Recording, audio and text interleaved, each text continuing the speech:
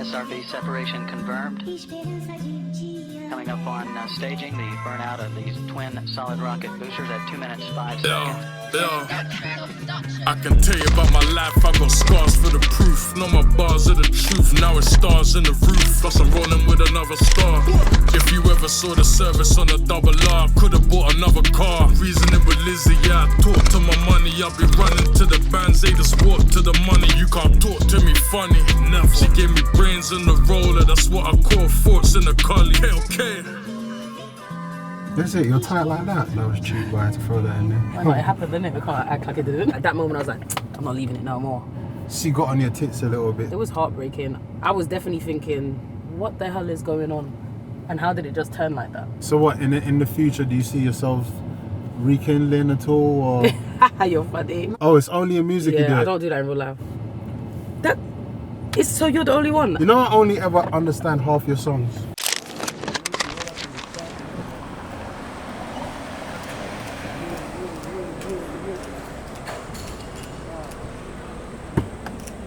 Oh, it's the other way around today. Don Culli. What's it? My voice is really like listening. That's right, you're working hard.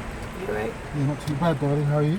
Give us a hug, Posty. Come on, my guy. I'm Good to so see sorry. you. That's all good. It's all good, yeah. Pleasure to see you. Big day today.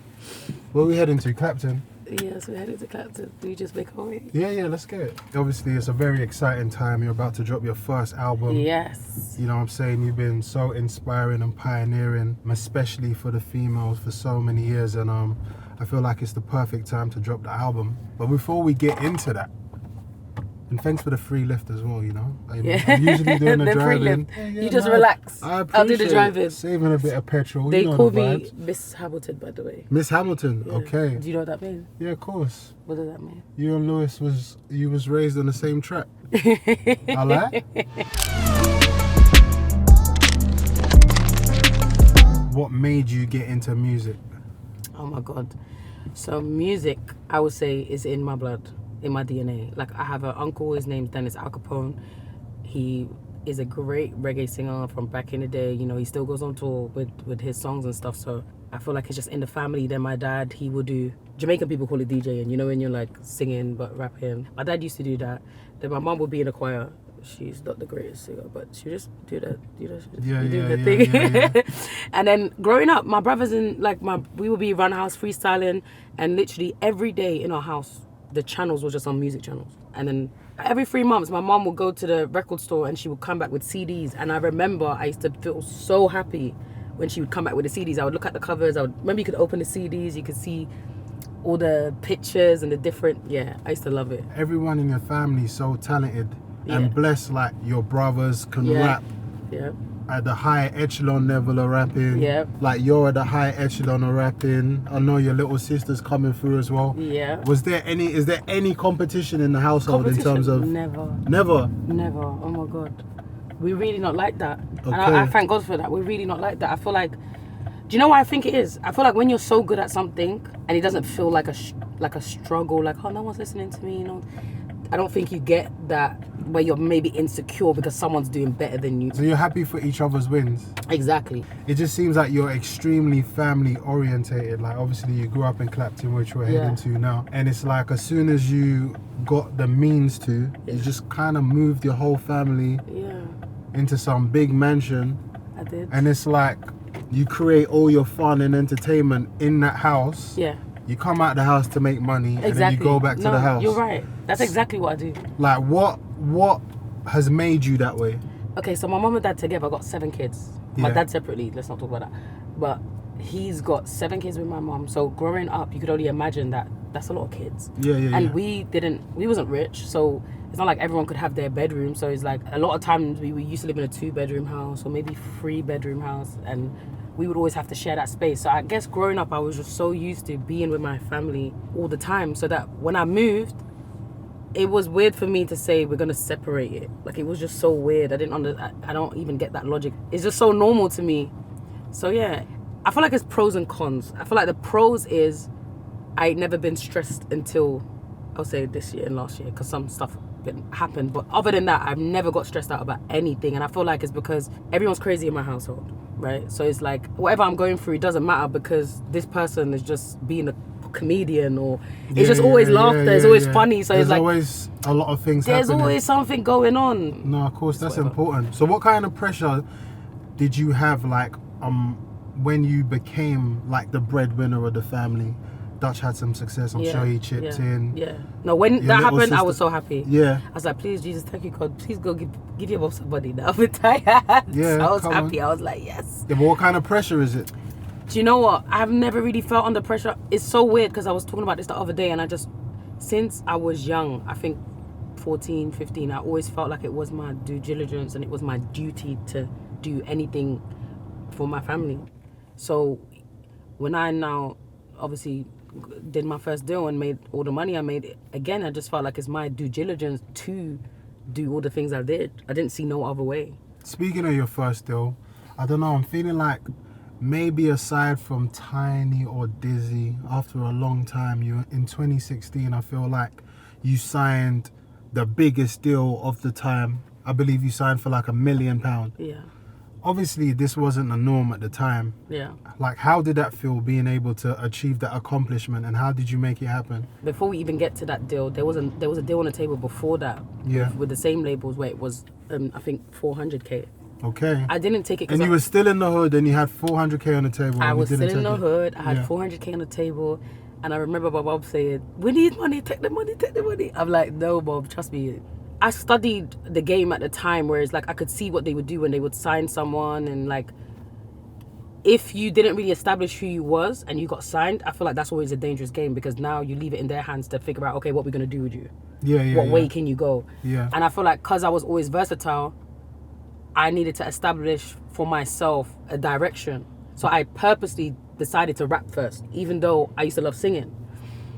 So I said, no, I'm gonna rap. I'm gonna show them this is what I do. Like, this is my sound. I'm gonna make it with this sound. So by the time I sign, you ain't trying to change me. So that's why I held out for that long. And one thing with me is I'm the type of person, Posey, I don't really care about money. I don't do this for money. Obviously, we need money.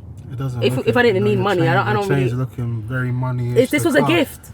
Okay, listen, all my watches, people don't even know. I only bought one watch. I have like 5.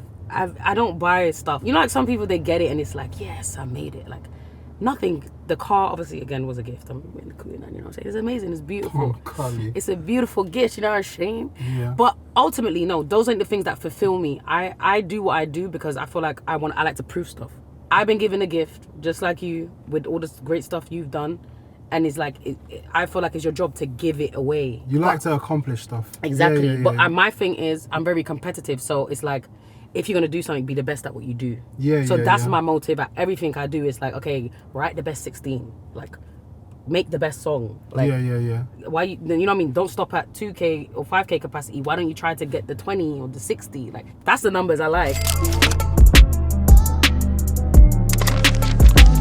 So when you first signed that £1 million deal, what was the first thing you bought? Because you're coming from a difficult background. I don't think, but that's the thing, Posey. I don't think I bought anything. That's it. You're tight like that. Jesus. It's not that I was tight, because like, okay, look, at the time I had a manager. Yeah. He used to buy me so many things. Like, he would take me to Harrods and just buy me stuff. I don't know if you remember the times when I'd have all this Moschino bags. He would buy it for me. Yeah. Because he knew, well, he believed in me, and he knew, oh, right, when we signed a deal with the label, I'll just get it back then. And then by the time I did get the deal, I kind of already felt like, even though I didn't really have everything, I just felt like I'm okay, like I have stuff. So I can't tell you what I bought. You didn't buy the house straight away? Or? I didn't buy the house yet, no. Oh, you didn't buy the house straight away? No, we moved out. I actually used to live in Repton. I know a lot of people in Repton. But yeah, I moved out to Repton, and then I moved somewhere else, and I was renting for a while. I didn't buy a house straight away, no. Okay. I only bought my house like maybe like 4 years ago now. I spend money on my business. Yeah. That's where I put So what's a lot of money. So what's the most expensive thing you've bought? Or the most valuable thing to you that you've bought? I think it's a Banksy painting. A Banksy painting? Yeah. You bought a Banksy, yeah? Yeah, I bought one for my son for his birthday. Okay. And then I bought another one. Me and my friend at the time, we went halves. And I think it was 120, and I put 60K. Other than my house. Yeah. I don't think a lot of people would know that you would buy art. Yeah. But I guess you are an artist. After all, that was cheap, but I had to throw that in there. Hi.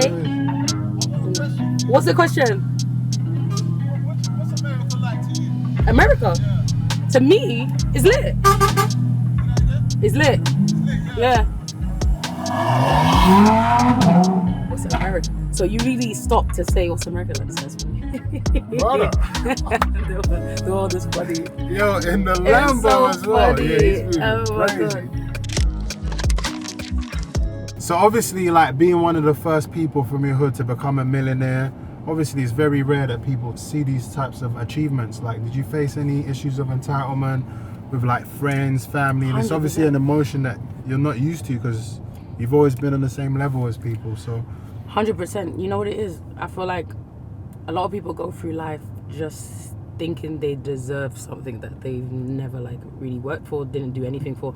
And my thing is this with me, I will give you anything as long as you like help in some way. Like, you know what I'm saying? If we all live together and I gotta do this and I gotta do that, it's, you know what I mean? You gotta help. Even with the household chores, you gotta help. And I feel like, yeah, I've struggled with that with some of my family members where it's like, Steph, give me this, Steph, do that, Steph, do that, Steph, do that. I'm like, what have you done for me? Like, there's so many things you could do for me. Keeping the house clean is one. Like, that's my biggest thing. Like, after I made it, no one really had a job. And, you know, I spoke to my friend the other day. They're like, you know, that's not normal, Steph, that no one really had a job and you just pay for everything. And I was like, yeah, actually, that is a bit mad, you know, when I started thinking about it. yeah. When I did pull it back, I have definitely noticed a lot of people give me a different energy. Yeah. And it made it seem like I was just being mean. And it's like, no matter how much time I told them, it's not like that right now. Like, you know what I'm saying? Like, I got all these things to pay. I got all these overheads. We're not making money like we're supposed to. I got all these people to pay. I just can't give that to you right now. And I could definitely tell you, I've definitely seen another side of people. And I'm like, wow. It's human nature, innit? When someone sees a pattern, continuous pattern, and then you kind of show them it's not that pattern no more, it is also hard for them to accept that. So sometimes, yeah, you do feel like that. Yeah, no, of course.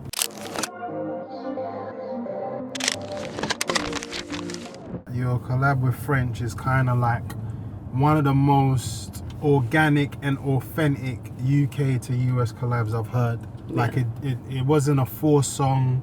It just worked. Everything about it worked. How did you make that collaboration happen, first of all? And did the collaboration play a part in your deal, or did you sign the deal and put that song out? I made Hurt Me before I signed the deal. So the label had heard it on the No, log. I think, you know what, I feel like it was so close. I feel like the deal was going back and forth for a while. Yeah. And then, yeah, Hurting Me came.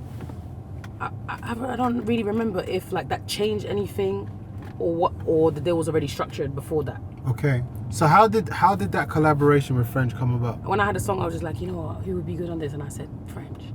And then my manager, you know, I was signed to QC as well. Yeah, I was gonna bring that up. So my manager is good friends with Coach. That's how that situation happened. And in the UK, I had a Universal deal, so I was allowed to pick another American label to be with. And obviously, because my manager was friends with Coach K, we just made that happen. And when I told him I want French on the track, again, he just reached out to some people that he knew, and French loved the track, and then we did it, and then we went to New York and shot the video. Okay. Well, speaking of going from coast to coast, obviously we do know that you're from the Netherlands. Yes. How long did you live in the Netherlands for? So I moved there when I was like 4. Yeah. My dad got deported from England. He wasn't allowed back here, and he went there, and then my mom was like, we're just gonna go on a 2-week holiday to visit your dad. We just never came back. Oh, you never came back? We just stayed there for 10 years. Yeah, that's what my mom. So you came back at 14? Yeah. Well, you adjusted quite well then. Like, how did you? I came in 2006. So, but how have you like adjusted to London culture like so well? Like from. It was coming back from 14. So you probably did 2 years of school. Yeah. It wasn't easy. I would say when I first did come to the school, I was very, like, sticking out like a sore thumb because my swag. I even had a weird accent. Yeah. I remember, like, after... You still do? I still have a weird... No, I still do, though. You're right. My accent is a bit not all the way, like... No, it's Jamaican, though. You think it's Jamaican? Yeah, so I had the weirdest accent. I remember when I got with my son's dad, because I met him a year after I was here, and he would say to his friends, oh, listen to her accent. He would be like, speak to them, listen to her. Okay. And I used to think, wow, what? Yeah, but it was hard to adjust. When I first came to school, I feel like I was a real 14-year-old, like a baby 14-year-old, where I didn't care what I looked like. I didn't really care about my hair. I just knew I had to go to school, innit? So I think when I came, everyone would just look at me like weird, like, why do you look like that? Because the girls were lit. Like, they had all them do you remember them fan hairstyles with the clip at the back? Yeah. They had all the bubbles. They had the rah-rah skirts. And they had lit trainers from JD. Me, I don't know what I came to school with, but it wasn't none of that. But then I clocked. I was like, okay, that's the swag. That's what you have to do. That's what you have to do. So literally in 2 months, I switched up. So your whole family came over the same year? That year? So 2 of my brothers stayed in Holland. Okay. And yeah, we came over. Yeah. Okay. We stayed with my mom's friend. And the reason why we even left was because at the time, my mom used to go away and work. She used to like travel and work, and she would leave us. And obviously I had an older brother. He was like 18 at the time, so he would just stay with us and stuff. But I guess the government got wind of my mom leaving us, and they wanted to take us away, kind of thing. Yeah. So my mom was like, nah, we're moving back to England. Yeah, nah, you've adapted well, man, trust me. Yeah. So you can speak 3 languages then? Yeah. What's the third one? What's the third one? Because I know what the third one is. What is the third one? Nah, you agreed, so I want to know what your third one is. Do you know what it is? I don't think I could speak 3 yet. I think Patois a language still. Okay, Patois class is a language now. I think it should be. It is, because people can't understand it. Yeah, because you're quite fluent, like you could pass. Like when you're in Jamaica and that, do you sound super authentic in that? I don't. Or do you think you've got accent? I never put on a Patois accent in audio music. Oh, it's only in music you do it? I don't do that in real life. You know, I only ever understand half your songs. Really? We need to work on this. You good? How you been? I'm just going Clapton still. Yeah? Yeah. Alright, see you. When the clash happened, that's when I realised people don't understand stuff. Oh, right, you want to dive into the clash? Let's get into it. What's happening? Why not? It happened, didn't it? We can't act like it didn't. What's happening? Was it fun and games for you, or was it a little bit, she got on your tits a little bit, so you activated? Yeah, at the beginning it was definitely like, it was a bit like, why you said it for me? Because number one, you have my number. Say, if you really felt a way, you could just address that person, but you don't want to do that, so you wanted the clout. So I thought, you know, it was the right day. I'm not gonna lie, my engineer was in the studio. We was already cooking stuff. The song I posted that she thought was about her, I think I wrote that 2 days before, and I was finishing it that day. So I was already working on that same beat that I end up just changing. I feel like, yeah, my engineer was just there, and I was just like, bro, I don't really like doing the back and forth online. So I thought, let's just do something in music. So obviously you lot was a certain level of cool before you and Jada. Yeah, we used to be cool. And the situation that happened, I was even with him. I don't really care what he's doing. She's selling, he's buying. What's the problem? So you didn't necessarily care about that situation? Of course I didn't care. Why would Not I even care? a little bit? No, because you was cool? No, but we were never friends though. Okay. You know what I'm saying? It's not like that was my homegirl. Like, we've linked once or twice. I said in the song, my man girl a box, you forget. That is, so you're the only one. And number one, I said my man, not my ex. You know what I'm saying? I said my man. Like, that was my ex. You know what I'm saying? Whatever you lot did was whatever you lot did. So what, in the future, do you see yourselves rekindling at all? Or? You're funny. No, because you're two strong, powerful I don't know. Jamaican women. You get me? It. Oh, you talking about me and Jada? Yeah, you talking about me and Berto. That's funny. Bro, I Rekindling. couldn't ask questions There like ain't that. nothing to rekindle. That would mess up my secret. Do you know what it was? We stopped talking anyway because she asked me to jump on a tune. Yeah. And I took long or something. I think the producer maybe, I don't know. I think the producer maybe wanted me on her song as well. So she wanted to, and then I think the producer just said, I'll ask how much he charges. And then I said my fee, but I was thinking, it can't be for that same song because I'm not going to charge you for that same song. I just took long because sometimes I'm just all over the place. Do you know what I mean? I have a million things to do. But even after that, way after that, just before the situation with my man, she messaged me and then she unsent it. She said, I'm in London, link up. And I saw it. She thinks I didn't see it, but then she unsent it. But anyway, it happened. I wish her the best in her career and stuff. You know what I'm saying? Yeah. I feel like she's a dope artist. And yeah, just... it's really not that deep. Yeah, no, it was a good clash. I mean, like, I really struggled to understand what on earth was going on. Like, you lot are just talking a whole different language. But it was vibes though. The thing is, no one really understood. Like, I feel like a lot of people that was commenting on this and that, I was like, bro, you don't get the punchlines, you don't get the bars, you don't understand patois. And in my song Move, at the end, I say, if you can't chat patois, you can't chat to me. And there's a reason, because you don't know what I'm saying.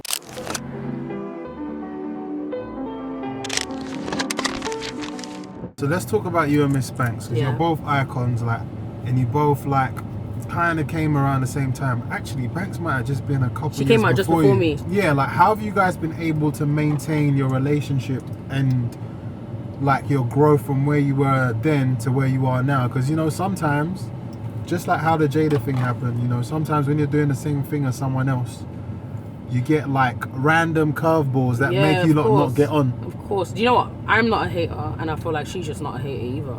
I feel like we both applaud each other, and we both genuinely have love for each other. And that's why even when I did dip, I was like, oh, let me put Banks on this. It would be cool to, like, you know what I mean, do something with her. Yeah. When someone does well, it's not just that person that does well. It's it has an effect on. It has an effect on so many things around them. Do you know what I'm saying? That's why I don't bad mind anyone, or even just now I said, yeah, big up Jada, let her do her thing, because I understand that you're gonna help your family. Like, that's important. You're gonna help your people. It's not just about you. Even if I did struggle at one point, I just look at myself and I feel like, what can I do to get myself out of this position or be better? I don't never look at someone else's success as, I don't know, my loss or something. It's never that. Well, we do know one thing. If you wasn't successful, like, you'd be all right, because people are always buying you expensive things. Now, P from QC. I was at home one day. I saw P from QC buy you a Patek. I saw you get this car. Still got Patek, yeah. You still got it? Yeah. I saw you get this car for your birthday. I'm not going to ask who gave that to you, because that's crazy for my personal life. I just can't be asking That's why they was hating on me. They saw the car. They saw the car and they started hating. What is it about you that makes people want to get you these expensive things? Well, QCP, obviously I was signed to Coach, so I guess it was my birthday, and he just felt like, you know, you see him though, he gives gifts to like anyone he signs. That's just what he's like. And then my man got me a car for my birthday too. You know what I'm saying?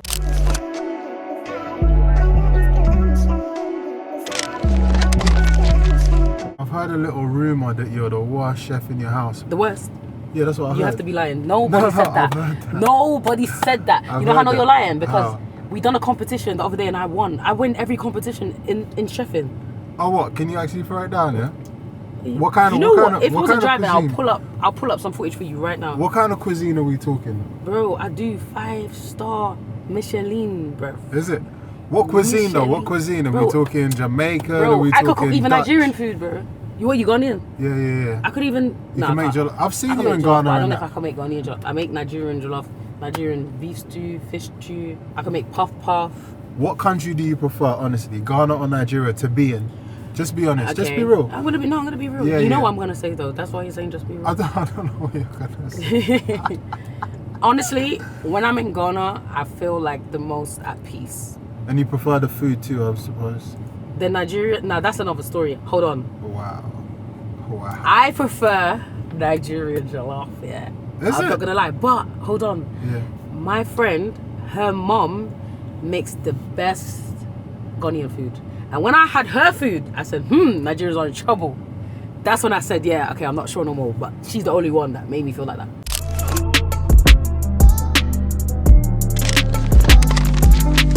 So obviously we're heading to Clapton. Obviously we're going to take a look at your takeover of the day.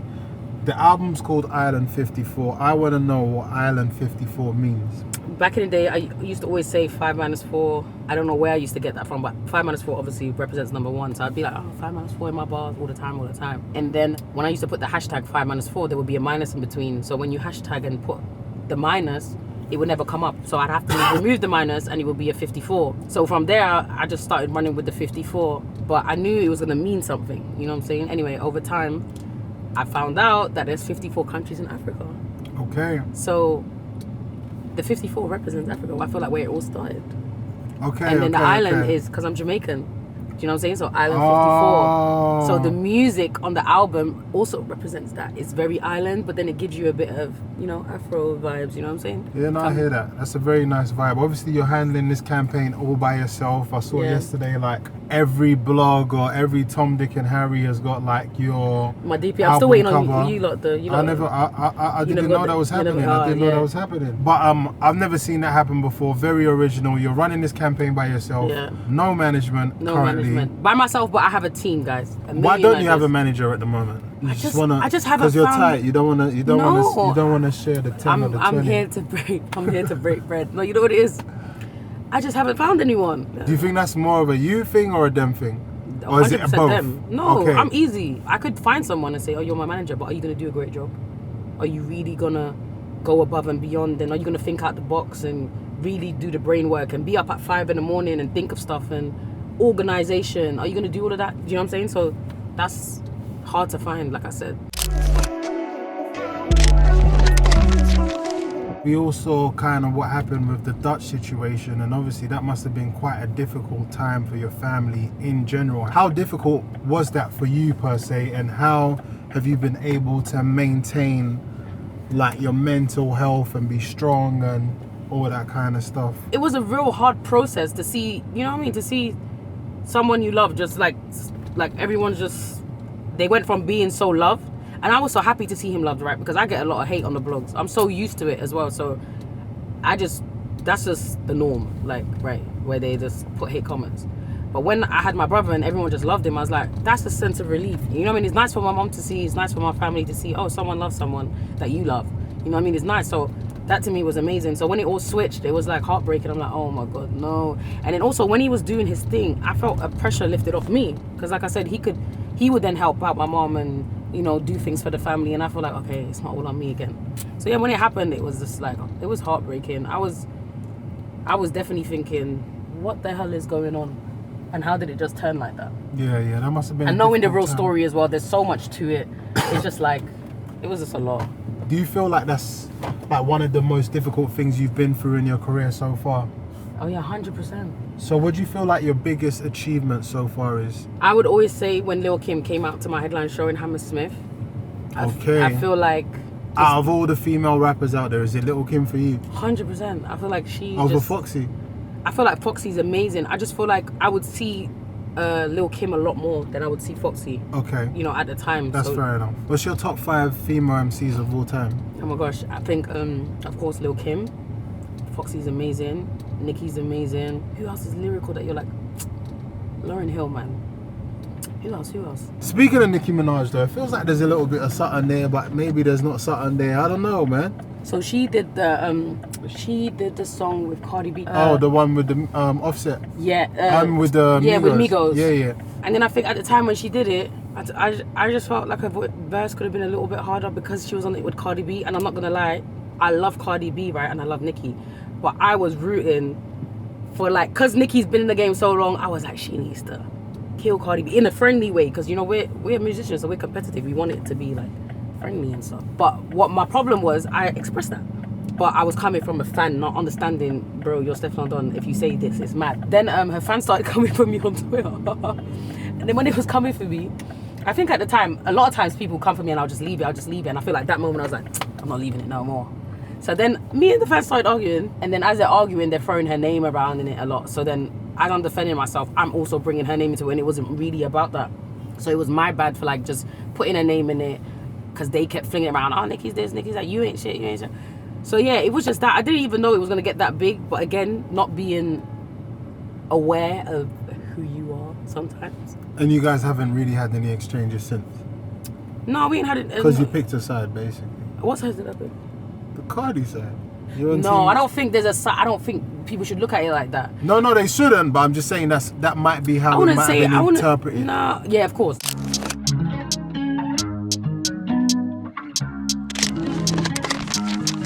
So what's your goal? Like, what's left to achieve for Stefflon Don? Selling out arenas. Okay. Also, I feel like making a stamp as an artist where you have a brand where people feel like, okay, I really know this person. I can really connect with this person. And I feel like that's what makes a great artist. No, of course, we're definitely looking forward to the album. Obviously, it's out now. Incredible music, and we want to wish you the best in all your endeavors, man. Thank you. And yeah, thanks for the lift. Like, this is the first time anyone's driven. Well, yeah, you know. Thanks for having me. Gets did it once, but... Is it? Yeah, but you drive better than him, trust me. I do? Yeah. I normally don't, you know. I feel like I've definitely put down... Slacker, bro. Oh, look who you're playing. What one? Oh, what? Oh, I didn't even know it was you. You good? What are you saying? Man, I'm all good, man. How you doing? I'm good. Are you pulling up to Clapton? Where? High Road, Upper Clapton. When? Now. 1, 2, 3,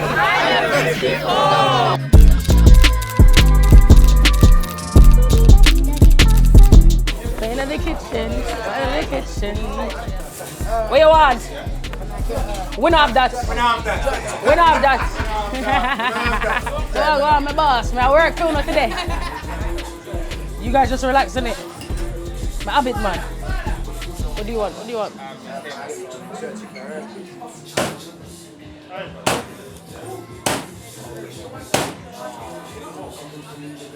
Pre-order, you know. In a pre-order already. Pre-order the album already. All right.